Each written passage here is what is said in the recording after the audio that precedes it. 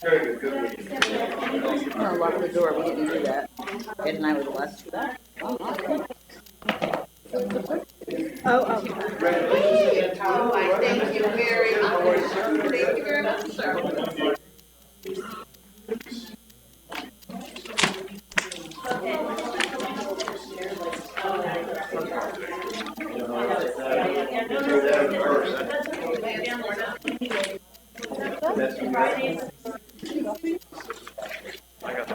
That's my point. I was like, why did you put it in gloves?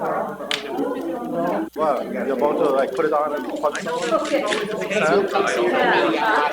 Unless you want to take it out, unless you want to take it out of your campaign. They won't. That's the reason. Turn their head. All right, so Council Lynn, let's go double check with Gary. is he coming? Yeah, so let's hear, let's hear it. They'll make it, don't worry, they'll make it. I am sorry. I remember when I went on the idea many years ago, Gary told me, come to the meetings, you sit there and they can see it. It's like low. I'm like low, I'm like this. They're lowering it or? What the heck, man? Did they take the, they did something, man, this is a film. How many, you do it? Cut the legs off. Son of a gun, you? The legs? No, just to get you guys. I had to punch him. So slide third, who's got what? Start. So we don't put Whatever you're gonna do. So I was gonna bring to order, city planning and development. Hello, good evening, everybody, we're gonna start. So the first item on the agenda is a presentation from the DSAD budget, and I have Mr. Jim Slingle here. You're on, Doc. You're up We first. got the floor right here, my friend. Yes, we're all good, thank you. Everybody does, excuse me, have a copy of it. Yeah. Okay, great. All right. So once again, every year we come to the council to looking for your approval of the assessment dollars that go toward our annual operating budget. And that's page 1 of the document that you have in front of you. But again, it's important you see the context of how the assessment dollars are going into the overall budget. So that's why we provide you with the entire budget for the year for the DSIC. So looking at page 1, and again, I do want to again thank the council for putting the trust in us for the expansion of our district that will take place on January 1st. We'll be going into 3 new areas of downtown. So this budget does reflect those changes. And as you can see, on page 1 there, the amount that you would be voting on would be the $305,160, and that's right in line with everything we've discussed with the council over the last 6 months or so, following the plan as we laid it out to you. And we made a little note there that that amount does reflect the newly expanded DSAD service area. And also down on that third line, as we've shown, we're holding the line for 2020 on that base participation fee at the $295 there. So that's the general gist of page 1. Page 2 sort of breaks it down by program area, the different is the assessment amount and the funding through our other sources and how they break down through the different programs. And as you can imagine, the highest amount of dollars go towards the outdoor program because that really does take the most amount of staff, the most amount of resources each year. And then going on to page 3, that's where you get the overall budget line by line between our income and our expenses. And we're actually, I don't know if you recall, we recall because we lived it a lot for the last 6 months, but when we did our initial estimate of what the expansion would mean going from 2020 out to 2023, in year 1 we were expecting that we would have a little bit of a shortfall in year 1 of about $20,000, but by doing some creative accounting and being able to find some cost savings in there, we actually in year 1 have done better than that. We've actually at the very bottom line there you see we just have a small shortfall of about $13,000. Again, something we anticipated But as we move forward in years 2 and 3 and 4 moving forward, we see making that up as we expand into those other areas. And then on the last 2 pages, it's really just the numbers you see on page 3 that are broken down specifically on the 2 major program areas, which are business promotion and marketing. And again, our outdoor program, the outdoor environment program. So are there any questions? So I see that the income, because due to the expansion, is about $25,000 more. We don't have a 2019 budget to compare to. Can you tell us where that $25,000 was distributed throughout expenses? Yes. So we're seeing, again, the assessment will be going up by the amount we showed you there. We are banking on a little bit more income. We are doing some new landscaping projects with Metroplex, so we've put money towards the income line there, but also money against the expense line is there as well. So you'll see that shake out a little bit. And then working with Metroplex, because they want to help us make sure that the expansion is successful as possible, they're doing a little bit of extra help at the very start of this process with their regular annual operating grant, helping us out. And then if you get down into the expenses, some of the changes you'll see obviously on the salaries and benefits line. Fortunately, we were able to increase that much less than we were hoping because we found some cost savings with our health insurance plans, and we are going to be, as we've said, expanding the program to add additional staff next year because it's important that we have a good amount of people to cover the current area as well as our expansion areas. But we're going to do some creative things there as well by working with a young gentleman up in Hamilton Hill who's starting his own landscaping company called Ground Up, and we're working on a way with him he's training kids from the neighborhood on landscaping skills, so we want to find a way to work with him to help support his business while they get some experience working on some of the maintenance and cleaning and landscaping in downtown. So we're pretty excited about that. So we can compare apples to apples and do our due diligence. Can you email us the adopted budget for last year for 2019? Oh, just see the comparison 1920? Oh, yeah. I could absolutely do that. And I'm sorry if you didn't, you just had the 2020 totals on the one we sent. Okay. Yes, I do have a version where you can see. Yes, because some of the changes, obviously, landscaping, flowers, that's going to be going up because we're going to be doing a lot more. There's an increase on the salaries and benefits line, some professional services, some of the things that you would expect that would be going up. But yes, I'd be happy to do that. Thank you. Any other questions? Yes, sir. How many do you employ? I'm sorry? How many do you employ? How many people? When all is said and done, right now we've got 5 with the outside program and 3 in the office. And the way this runs, we're going to have 10 overall employees. So we'll be going up to 2 additional employees for the expansion. Yep. Which works into that. Also working with that ground up organization on the landscaping.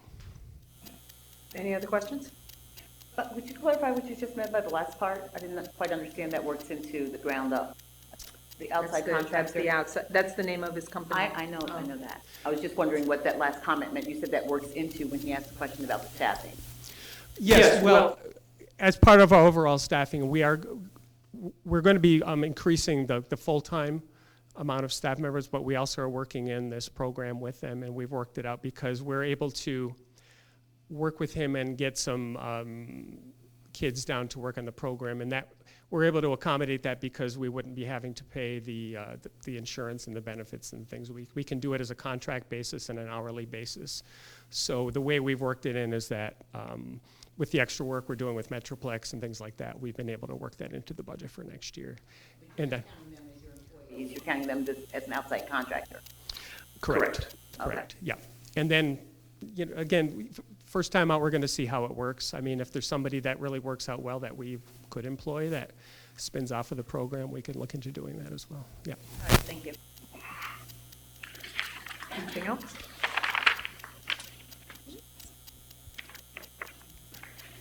I'll move it. I'll second. All in favor? Aye. Thank you. Thank you. Okay, Thank thanks you, very Jim. Nice job. Okay, the next item on the agenda is the adoption of the Historic Stockade District's Comprehensive Plan, and Kristen, thank you. Good evening, everyone. So the Stockade Association, about a year ago, I think, received funding from the Schenectady Foundation, Wright Family Foundation, and Golub Foundation for the comprehensive streetscape plan for the historic Stockade District. And so we wanted to just give a brief presentation from Kathy at Planning for Places, who was the design consultant on the project, in what came out of that plan. I don't know if anybody knows how to get the signal on that TV.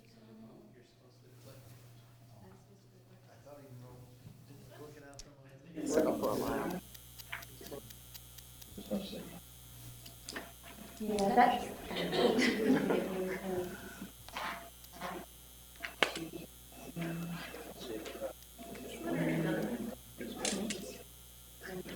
Let the professor do it. Let the professor do it.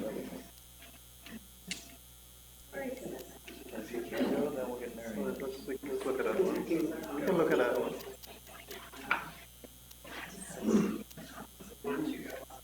No? Make it to City Hall yet. All right, I guess we'll just, Let's go ahead and use just do the one. No, should we? Make sure we talk. All right.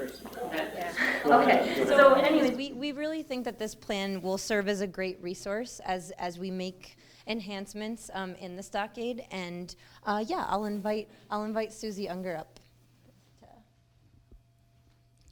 My name's Susie Unger. I'm the president of the Stockade Association. Thank you for giving us some time this evening to present to you our comprehensive streetscape plan. Some of you may know that back in August of 2018, we hired Planning for Places, Kathy Embers, the principal, to assist us with dealing with poorly maintained sidewalks, trees in poor condition, pedestrian and bicycle safety. And we finished the plan in June, and in October, I am very pleased to show you our award that we received from the New York State chapter of the American Planning Association. Our plan was noted as an example of best practices in urban planning. So the next step is to come to you and ask for your support in helping us implement the plan. And I'm going to turn the rest of this over to Kathy, Principal for Planning for Places.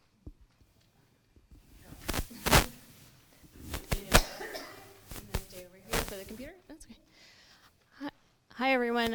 Again, I'm Kathy Ember, founding principal of Planning for Places. I'm happy to be here today to give an overview about the comprehensive streetscape plan. I just wanted to start and tell you a little bit about the planning process and how we built community support. We started out in September with a presentation at the Stockade Association meeting, and throughout the planning process there were frequent updates at the Stockade Association meetings. And then in October we had a walk audit where we walk the neighborhood with residents to talk about existing conditions and see what they see, and then also had a conversation about opportunities they would like to implement in the neighborhood. And throughout the project, we've had 6 streetscape committee meetings, and we also had 2 public workshops, one in January and one in April. And then there was a draft plan that was produced and an open comment period through May 4th, where people could leave their comments on an online portal. And then the final plan was adopted by the Stockade Association in June.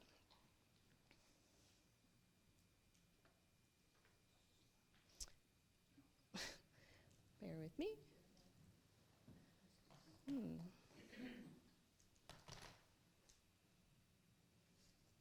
All right, any thoughts on advancing? Technology. I used the arrows. That one? The clicker. I worked with the arrows for a second. On the...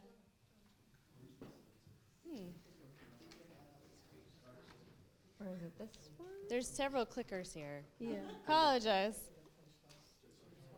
I did. Well, Yeah, I was in the slideshow. Which one was the up or down? I did that. Okay. Anyway, we'll try again. Thank you. Sorry about the technology snafus. So,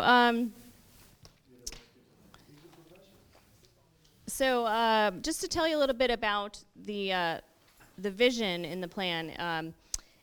It highlights the goals of the project and what the stockade would like to achieve through implementation. And so the historic stockade would like to continue to be a walkable neighborhood, be an opening, welcoming environment that celebrates the historic character of the district and also emphasizes pedestrian and bicycle safety.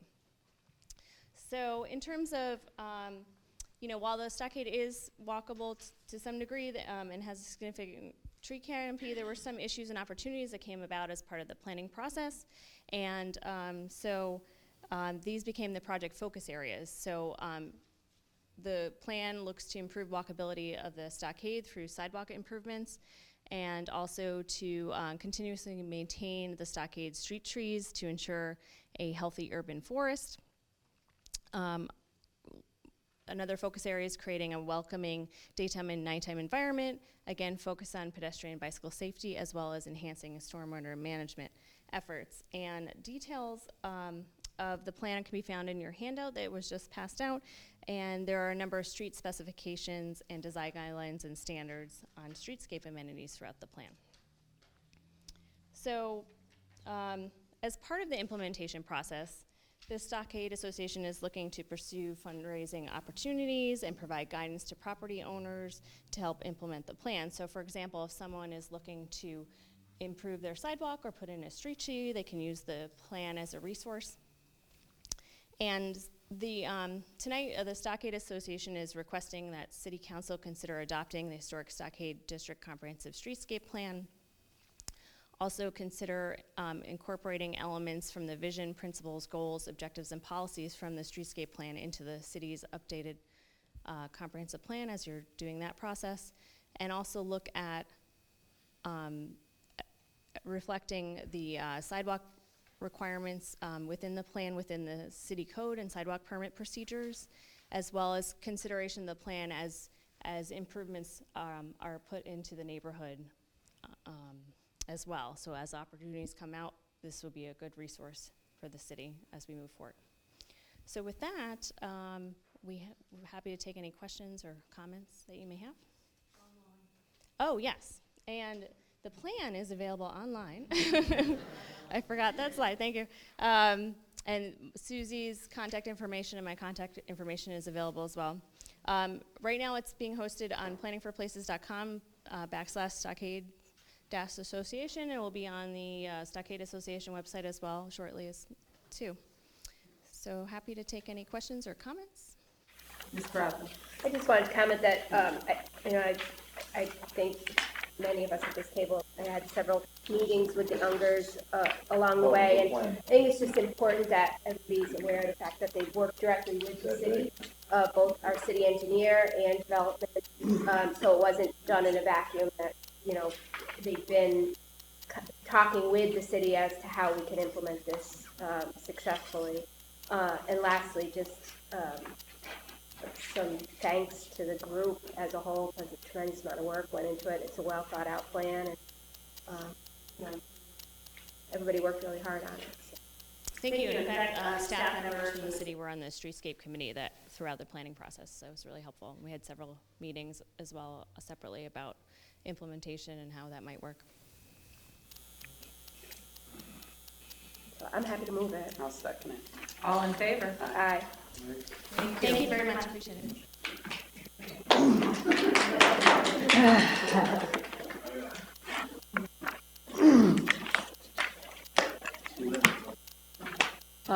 There it is. Thanks, Gary. Thank you, my brother. Thank you. All right, so, There you go. Outstanding. So the next couple of items on the agenda are ordinances to abandon the streets. We don't have to do that in executive session, do we? No, Okay. Pine Street can do it. Okay, so the first one on the agenda is Pine Street. I think was there a map in here? put a map in as far as where Pine Street is? No. You didn't, okay. Somewhere in the city. How do you not know that, Karen? I'm just saying, I didn't know if there was a map. So we have Pine Street, Ulster, and Strong.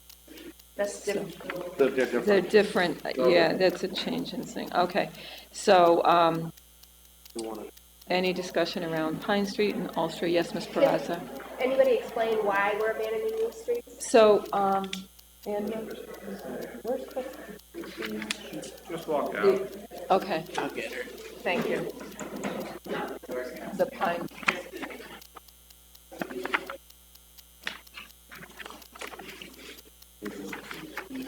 So the Pine Street and the Ulster, we're abandoning those streets for what reason? I'm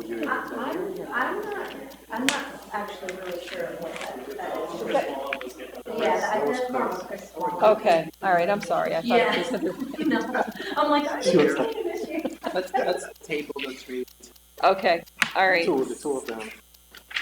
The one is the zoning change for 1270, or for 1075 Strong Street. So, okay, so we're gonna table the two, for Pine Street and Ulster. Okay, all in favor? So that'll be tabled until Mr. Wallen can tell us why. And then the other one is the change of zoning for 1075 Strong Street. Do you have, is that also Mr. Wallen? I don't know. I don't, Where did Kristen go? Well, we had the public hearing on all three of them back in October. Okay, So it's the previous meeting that he spoke on the abandoning of the two streets and the amending of 64. okay. I am not familiar with it. Okay, so- Do you remember what it was? no, but can I just, because we've already gone through the public hearing, it's already been explained to us and all that, why don't we pass it out of committee? And ask Chris to please remind us on all What three is, before okay. Monday There's a night, so change. that, and I will move, Pine Street. I'll second it. All in favor? Aye. I'll move Ulster. Second, All in favor? Aye. And I'll move the, amending of the and I'll second that. chapter as well. 264. Okay. All in favor? Aye. And Okay. Samantha, can you ask that Mr. Wallen give us explanation on this thing? Okay, do you want me to resend all the backup information as well? No, just a brief email. would Just, be fine. remind us, so you can refresh us Alright. what's going on. There's too much going on. Motion to recess. Second. All in favor? Aye. Okay. Call to order Health and Recreation, and we have two items on the agenda. First one is a Rose Garden Restoration Committee reimbursement expense. Mr. Ferrari.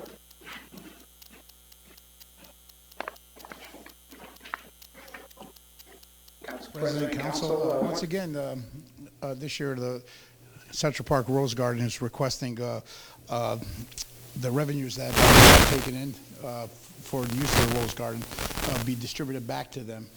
They have, as you see on this request, they have bills that have added up a little bit more than what they're requesting. We've only taken in this year $1,550, so what we're requesting is to take that $1,550 and give it to the Rose Garden Committee so they continue doing their great work. Questions? Comment? May I have a motion? Second. All in favor? Aye. Thank you. Thank you. Next item is a CR, National Artists Day. Ms. Porterfield. Yes, so November 1st was National Authors Day, and just wanted to do a ceremony with resolutions for authors from the city and who have written books. Question, comments? May I have a motion? I'll move it. Second. All in favor? Aye. Thank you. Any other businesses for Health and Rec? Motion to adjourn. Second. All in favor? Aye. Thank you. I'll call government operations to order, and first item is the appointment to the Board of Assessment Review. Mr. Kosher?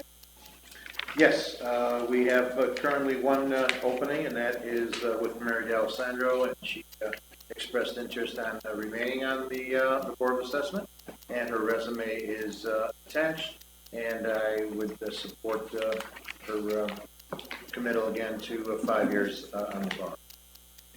Questions, comments? Moved. Second? Second. All those in favor? Aye. Thank you. And then we have appointments to the IDA. Yep, we have one opening from a gentleman who has moved, and of course, we're anticipating a second opening on the city IDA. The Honorable Judge-elect Carl Faltico resigning, so there were two openings that we're anticipating on the IDA, and I asked council members for resumes of interest, and I received two of them. The first is Lucy Halstead, who, of course, again, the resume is attached. She is a resident of the Stockade. And the second is Nicholas McDonald, who is with us here this evening. Mr. McDonald, welcome. And he works with the district attorney's office, and he seems to be a very good fit, considering Mr. Peltico's leaving with a lawyer background. I think it's very important we have somebody with that expertise and experience to sit on that board with that background. So with that, those are the only two people of interest that submitted to me, and for support these two names. Questions? Yes. Yeah, so I did mention this to Mr. Coe just before we came in, that Renee Bradley had expressed an interest, but he says he didn't get a resume. So just wanted to put that out there because this is the second time she's put her name forth for a board. She said her resume is on file because of the last, when she said submit her name for the board. So it's not here today, I understand that, but I just think that that needs to be mentioned, that she said she expressed an interest, so. For clarification, are we appointing one person tonight or two? There's definitely one opening, for sure. All right, so. So why don't the we- second will be, Mr. Peltico's ready to chime in. I thought you already. My intention was just to resign once things passed out of committee, because we had a meeting last week, so I was staying on the board until this meeting had taken place, and then I was planning to resign effective tomorrow. So there's a reason not to do that. Right, so then, what I was going to say is if we appoint one person tonight, Mr. Paltico resigns or whatever, we can consider both resumes going forward for the next appointment, which I think would be fair if the person has already submitted their resume. And they did email with their interest, or someone emailed with their Not to interest? myself, as requested by the chair, I requested the resumes be sent to me. Not receive anything from Ms. Bradley or from Mr. Murphy. No, she said that it was on file from when she sent it to the bar, so should she have sent it again, we're not gonna argue that. Yeah, so wasn't sent. In express of this position, the other one was the bar, this is the IDA. And again, Mr. Feltiga, they've been meeting the quorum, barely, I understand, right? There's 7 members on this? Yeah, there's one opening now. We had trouble having quorum previously. We had a pretty good turnout last week. Yeah. Whoever the committee wants to do that, I'm fine with whatever folks want to do. Do you want to appoint one and wait on the other appointment, or do you want to go forward? Again, as chair, I requested that stuff be, the resumes be sent to me with their interests, and these are the only 2 that I received. I'm very comfortable moving forward with the 2 names. I think we've got good representation with Ms. Halstead living in the Stockade, which I think is important because, they've done some great work. And again, with another young man here from the district attorney's office bringing that lawyer background, I think that's important as the IDA needs. And certainly apologies to Ms. Renee Bradley, but that's just my own personal feeling. Right, So, if you okay. want to take So I guess we'll do whatever like you just a wanna quick do. straw poll to see if consensus is to go forward, Yes. or wait on one until we get another resume. Does anyone, Mr. Mutabaran, No, I'm okay with moving forward with these 2 names. Ms. Solicitor? I'm okay moving forward. Mr. Riggi? I'm okay with moving I'd like to wait. Okay. forward. Okay, so it looks like consensus is to forward. So I will ask for a motion to pass the 2 people recommended for appointment to the IDA. Do I have to do it separately, Sam, or can I do it together? No, I think we've done it together before. Okay, so I'll ask for a motion. Either's fine. Yeah, it's fine. Move it. And a second? I'll second it. Okay, all those in favor? Aye. Thank you. And then the last item we have is ceremonial resolution for Alpha One. November is Alpha One Awareness and Cure Month. Alpha One is a very rare disease that attacks the lungs. And so one of the biggest motivations that they have is getting people aware of it because it's often not diagnosed quickly. So it's an education piece for them in November. Senate's been very, I was just with Senator Tedesco today on a show on OSM about it.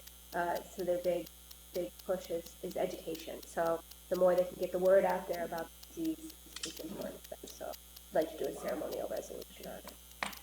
We did one last year. Awesome. I'll move it. Okay. All those in favor? Aye. Thank you. Is there anything else to come before government operations? Move to adjourn. I'll second. All those in favor? Aye. Thank you, we're adjourned. Call to order the Finance Committee. The item on the agenda is the approval for contract acceptance of $50,000 more. Mr. Moonbear.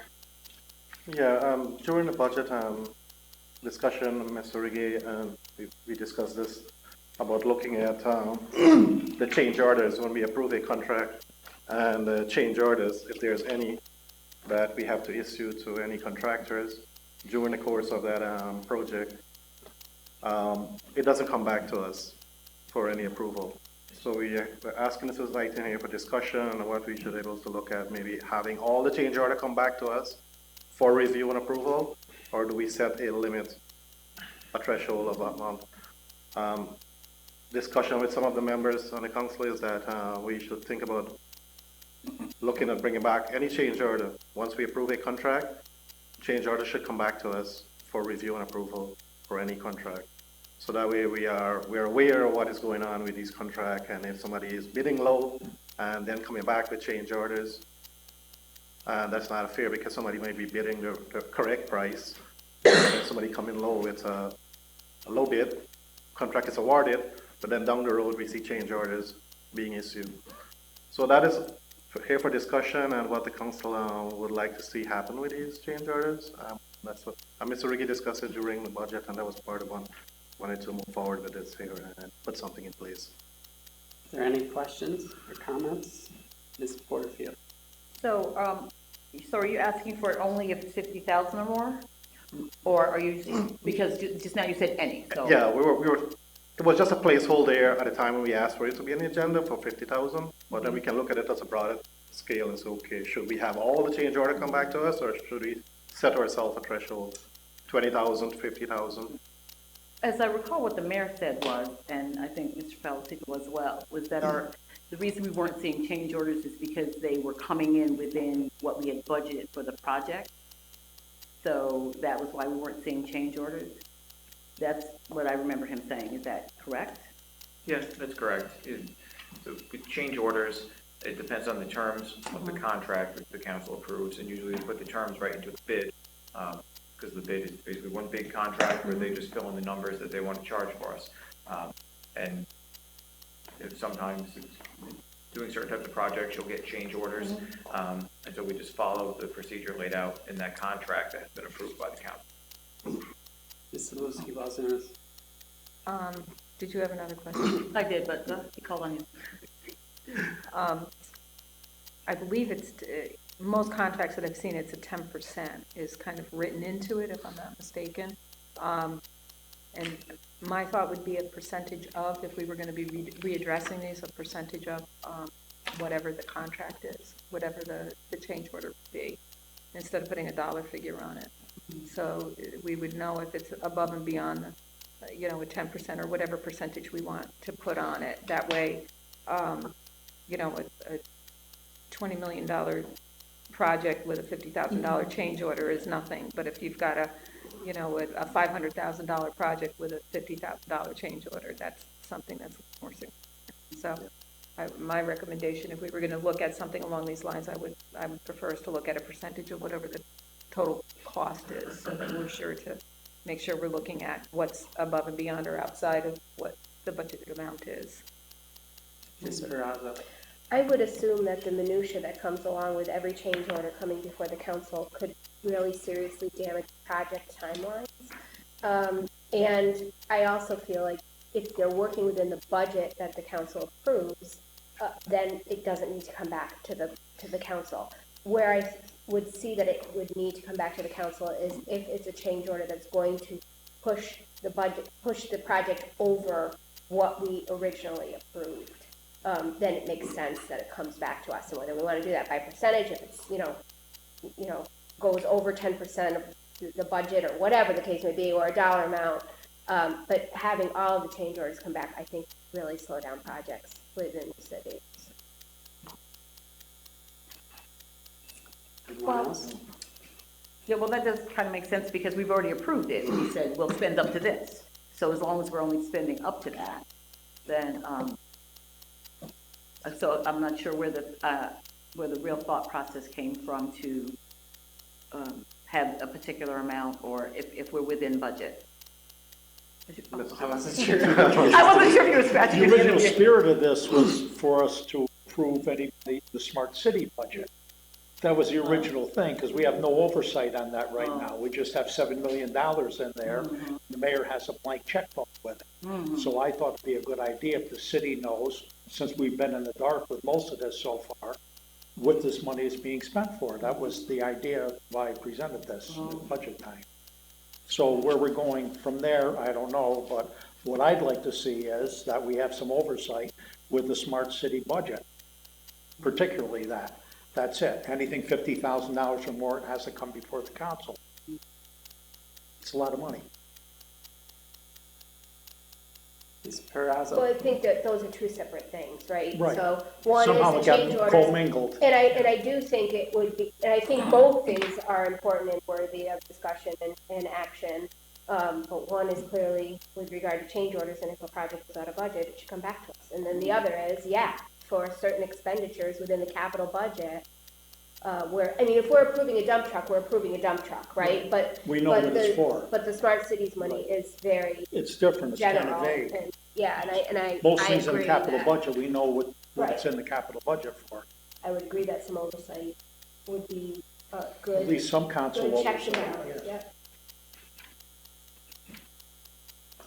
So we have two different issues. Let's address the one Mr. Mudabaran brought to the table, and we talk how we move forward with the other issue.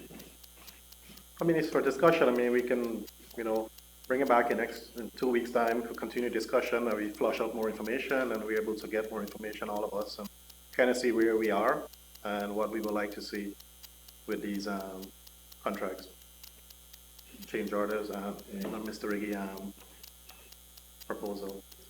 Mr. Kosher? So John, are you just trying to say that any contract over $50,000? No. Not a change order $50,000? Is that what you're? We're talking about smart city, anything over $50,000. Oh, so again, so we are talking two different things here. Then we're talking about also if we voted on a contract here to award paving of $1.5 million. Right. And then if the change order, the contract runs out, $1.5 million is expended. Any change order above that 1.5 should come back to us for approval. So that we are aware, above and beyond what we approved. So it should come back to us and say, okay, why are this going beyond 1.5 million? What is happening? Then we look at the bid, then we look, and things like that. So we should get oversight on anything over the approval. Yeah, again, I'd like to see what other communities are doing, Albany, Troy, our neighbors. Because again, when we're on the MHA board, John, you were on it as well, we used to get change of work orders almost every month. And of course, that board only met monthly. And it did not hold up any projects that I can recall of, until we met at the end of the month. Because we meet basically every week, if you think about it. We need to bring something up, we can do it on unanimous consent as well. But I think it is something that, just to take a look and let's see what other communities are doing. I don't know if that's something we're going to throw back on Mr. Faltico or whose office or Chris Wallen would do that. Who handles our bids? Who opens the bids for us? There's a committee on Is bids. that you? Yeah. Ooh. All right, so, I'd like to just see what other folks are doing, because it is important, I think. Well, one possible way of heading some of this off would be including language in the bid or the contract process of making aware to whoever's bidding that should a change order come in place, it will be subject to approval, and that hopefully will get them to put in better bids. Oh, good. Yeah. So, Ms. Porterfield. so a couple things. I think that we should see what what our history is of change orders, because there's got to be some like history of how often we get change orders. If we want to use a specific amount, this specific amount. But any change order that happens on a contract definitely has to come back to the city. It may not come to this council, but it has to come back to the city as the person putting out the contract, and so we would know that information. So I don't know if we need to include the language, because I mean that's pretty standard, and I think most developers know that. But I do would like to see what our history is of getting change orders. If there's a lot of them, there may not be, because the mayor says they just bid right within contract and we get it all done. So there may not be. But I'd like to see what our history is, and I don't know if we'll talk about 3 months or 6 months or project sizes, but that's another way we could look at this.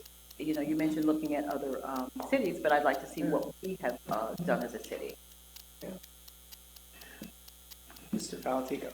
If I could make a recommendation, the city's procurement policy is going to need to be readopted beginning of January, because every 2 years it has to be readdressed by the council. So if there are any specific issues with change orders or smart city budget, whatever it is that the council agrees on, we could bring a draft with some recommendations to you at a meeting between now and the end of the year, and then you could maybe make some headway on what you want to implement at the beginning of the year. I was just going to suggest that we ask your office in purchasing to come forward with information with number of change orders, if there's been any that's exceeded what the budget was, so forth. And then that'll allow us to have some information, as I think people are requesting in order to move forward more intelligently. And John, I'll call Rich Helmick at MHA tomorrow and just find out what that's all about. And do we need a separate one for capital projects as well, Carl? I mean, can we do something separate for capital? In other words, we budget, let's just say $75,000 for the dump truck, and all of a sudden it comes in at 87. Does the council have to approve that extra 10,000, or is it just we're still buying the dump truck? Right now, you already do approve it, because even capital budget, regular budget, anytime a bid is put out for something that requires public building or bidding, then the council has to authorize bid is awarded to. So if you budget $75,000 for a dump truck and it comes in at $87,000, it still comes to you. You could authorize the purchase, and then you just have to figure out where to get that extra $12,000 from. So we haven't been anything with smart cities, over to Mr. Riggy's comment. Have we been approving anything with smart cities funding that's been being spent? Or equipment wise, we haven't done any of that, have we? Street lights, the cameras, the Wi-Fi. I don't recall it unless I'm wrong. Do we have to approve any of that? You did. We did lights. We did lights? Yeah. What's the expense threshold? Is 35,000? For a public works contract, it's 35,000. For commodities purchase, it's 20,000. And I know a lot of the costs involved with that project have been services and not actual the procurement of goods. And with that, right now, what our procurement policy says is that as long as the money's in the budget the council approves, then the mayor or the other relevant purchaser can just sign the agreement without coming back to the council for that. So the language changes. Services. Right. Services, $30. So why don't we hold that for 2 weeks, get more information, and move forward.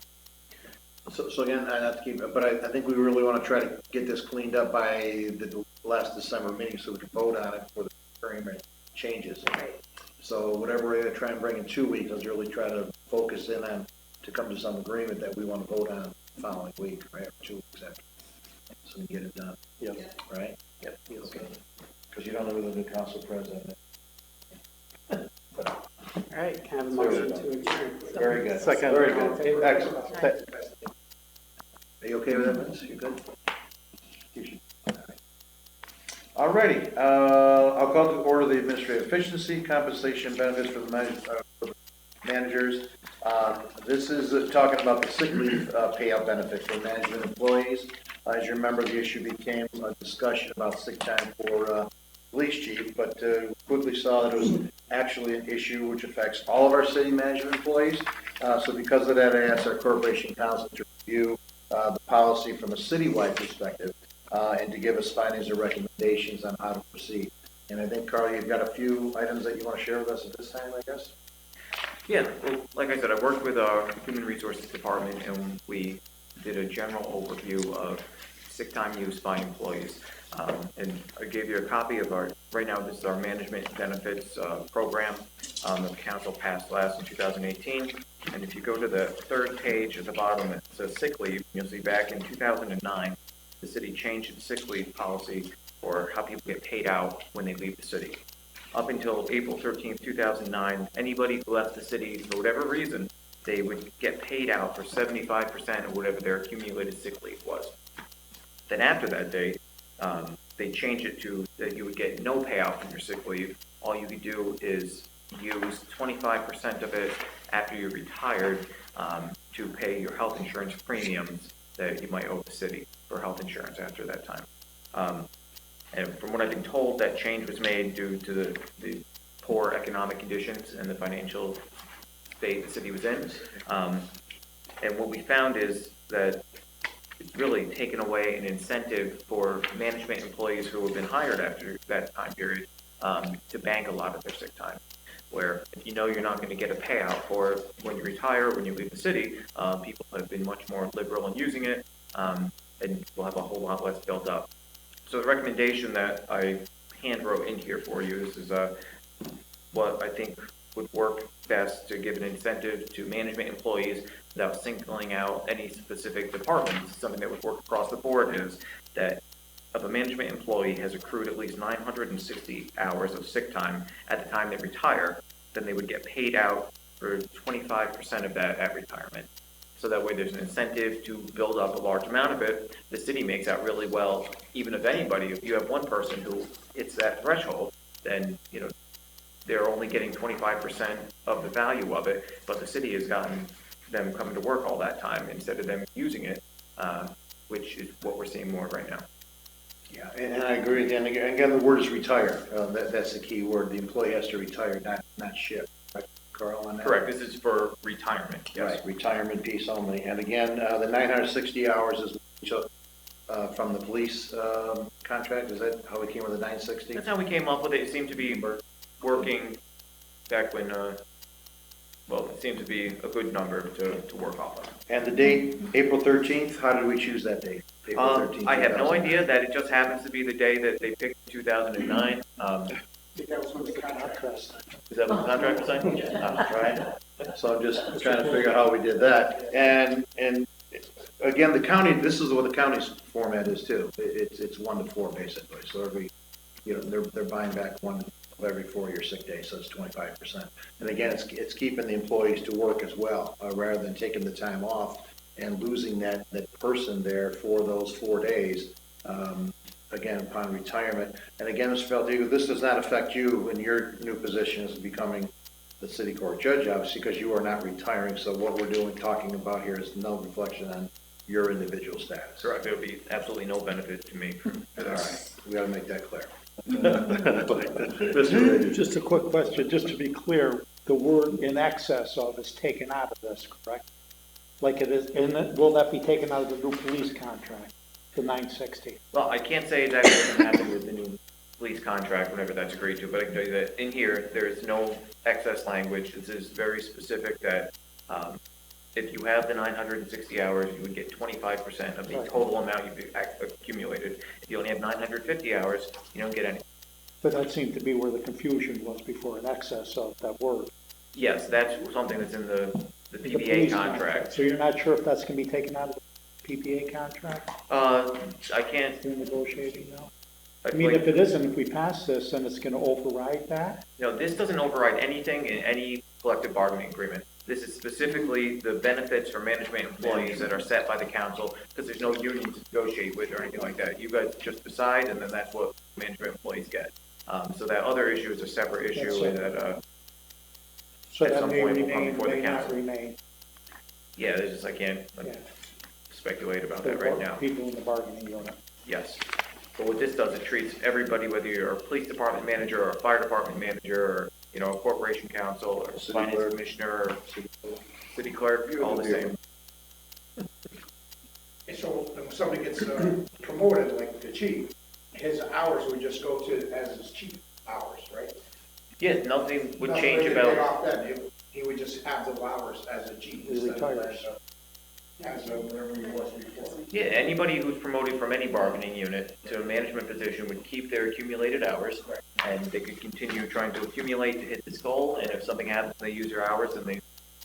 And that was the issue with the chief, was his hours were zeroed out. Yeah. Right. Okay. Any further discussion on this? Do we feel comfortable moving it? Is everybody comfortable on that? I'll move it. Second.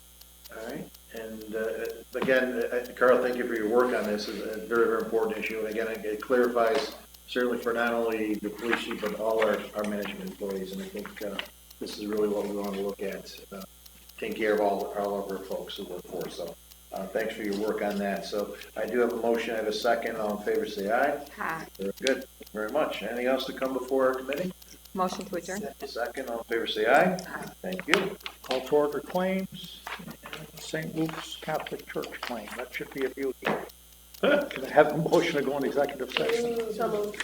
Second. Second, Porterfield, all those in favor? So we have to wait until Brendan texts me that he's done.